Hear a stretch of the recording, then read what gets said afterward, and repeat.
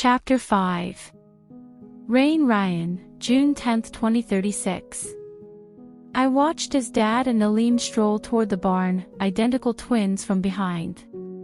Dad's right arm is draped around Aleem's shoulders best buddy style, their dark heads are bowed and their voices low rumbles.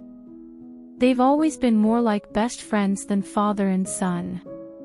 Me and Dad, we've got a more traditional relationship. Dad acts like a shield between me and the world. He seems to hover more than participate in my life. He is like a hawk swooping in to bat away anything harmful, so much so that sometimes it feels like I'm missing out on the good things too. He is always around, but it never feels like he is present. We don't have two-way heartfelt conversations, not the way he and Aleem do. Over the years I've watched all 5 of my aunts with their daughters and I wonder, if my mom had stuck around, would I have someone to walk best buddy style with? Kara nudges me. Penny, for your thought. Do you ever wonder why we don't talk about my mom? I ask. Kara swallows audibly. She doesn't need to say it, I've heard the whispers when people don't think I'm around. Everyone thinks Dad is fragile, that he won't be able to stomach hearing Mom's name because she was the love of his life. When she left, it broke his heart. He never remarried. In fact, I'd never seen him with another woman, not even a glance or a flirtatious word here or there. Kara is like me. We're both outsiders looking in. We are both constant reminders of Mom. No one talks about Mom in front of Kara either. I'm guessing it's because Kara and Mom were friends. There are too many questions, not enough answers, kiddo, Kara mutters, draping an arm around my shoulders like Dad does to Aleem. I don't mean, like, why did she leave, or how could she leave? We don't even talk about her personality, like, was she funny? Was she smart? What was her favorite color? Kara rests her head against mine, then lets out a soft chuckle. Your mom was quiet. She didn't say much, but when she did, she always had these nuggets of gold, you know. Once, the few times me and your mom were alone, she said, Kara, you and I are the same age, but we live in completely different worlds. What's it like to feel secure? Until that moment, I never really understood that what I felt was a sense of security.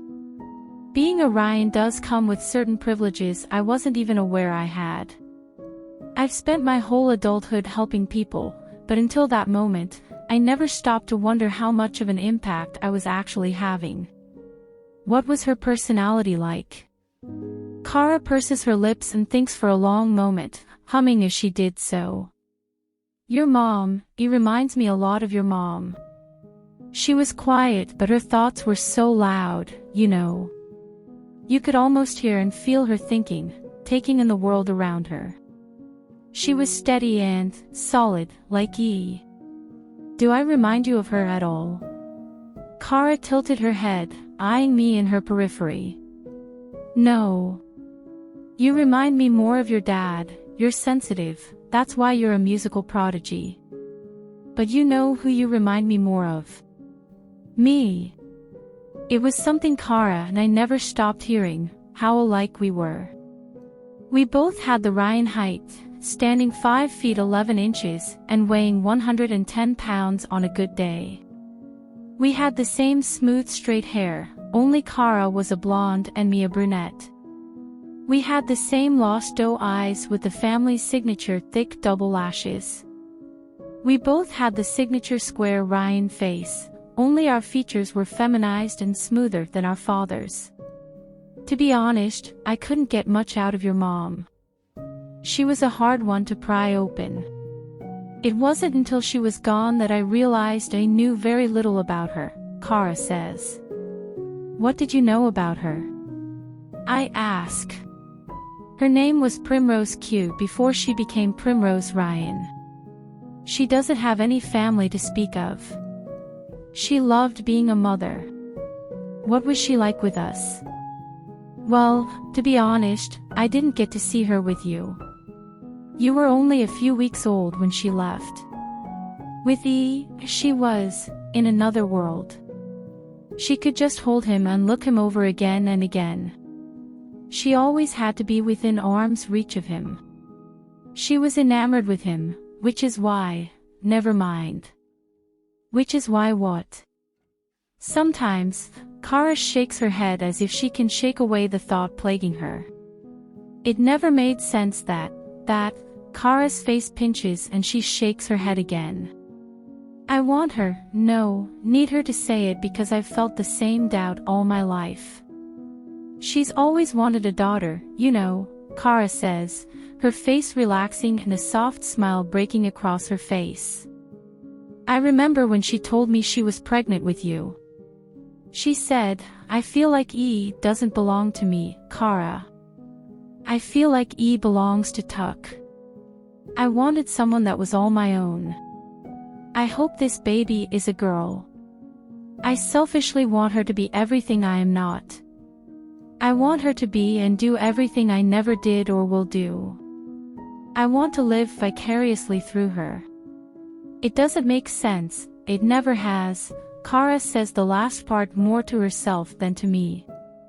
As I sit with Kara waiting for the day to be over, something stirs in the distance and Kara notices too. A plume of dust blooms in the distance, signaling a visitor has turned onto our unpaved road from the highway. It's a clear evening as the day draws to a close, but I feel a storm brewing and all the hairs on my body tingle.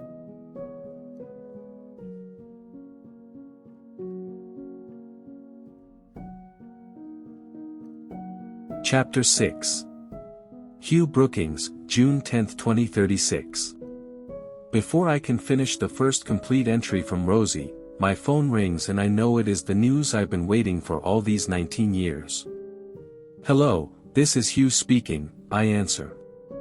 Hugh Brookings, a woman asks, her voice light and tinkling. My name is Agent Isabel Ramirez, I'm with the Utah Bureau of Investigations, and my ears begin to ring, a high-pitch electrical hum which drowns out all voices and thoughts. I want to curl up and cradle my aching head because I can't believe this moment has come. I'm sorry, Agent Ramirez, can you repeat that? Yes, I've been assigned to Primrose's case. You see, a few days ago, the remains of a young woman were discovered in the Bitter Creek Nature Preserve here in southwest Utah and have been identified as Primrose Q. I have inherited the missing persons case file and you are her listed next of kin. I'm sorry to be reaching out to you under these circumstances, Mr. Brookings.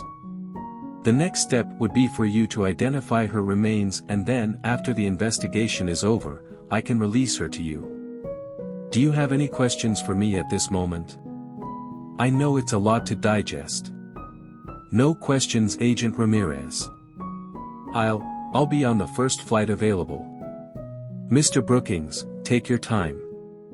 If you need anything, feel free to reach out, alright? Agent Ramirez looks nothing like I'd imagined in the last 24 hours. She is small and delicate with a round face, dark knowing eyes, and full lips stretched into a friendly smile. She is plainly dressed in a white button-up shirt and black dress pants. She sits behind a large desk. Behind her is a small, framed photo of her and three other young women in full jingle regalia, their arms around one another's waist as they smiled for the photo. Agent Ramirez's beaded dress is blue and white and her leather moccasins are beaded to match. Her companion to the left is in a red and white dress and the other a turquoise and white with accents of gold. Who are those two young ladies with you? I ask, gesturing to the photo. Agent Ramirez smiles and lets out a titter. The one in red is my sister. The one in turquoise was a friend. This was taken when I was 16 at a dance competition in Provo. Did you win? No, Agent Ramirez laughs heartedly. I've got 2 left feet. My older sister almost placed. My friend, she was supposed to go on to nationals. Her face sobered. She died that year. No one cares what happened to Native girls and women. I'm sorry for your loss. I know people say it so much that it has lost its meaning, but I mean it. I'm grateful that you're on Rosie's case. Women like you amaze me. It's been 19 years and I haven't managed to find meaning or to make Rosie's life mean something yet. How long did it take you to make your loss mean something?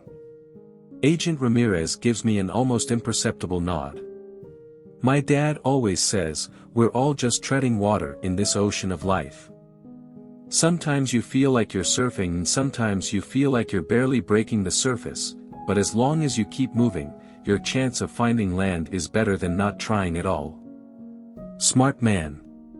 Nah, he just loves surfing, she laughs. Everything leads back to surfing.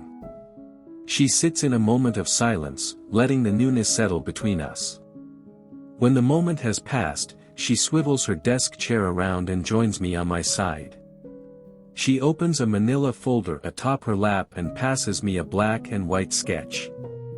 The face staring back at me is hauntingly familiar.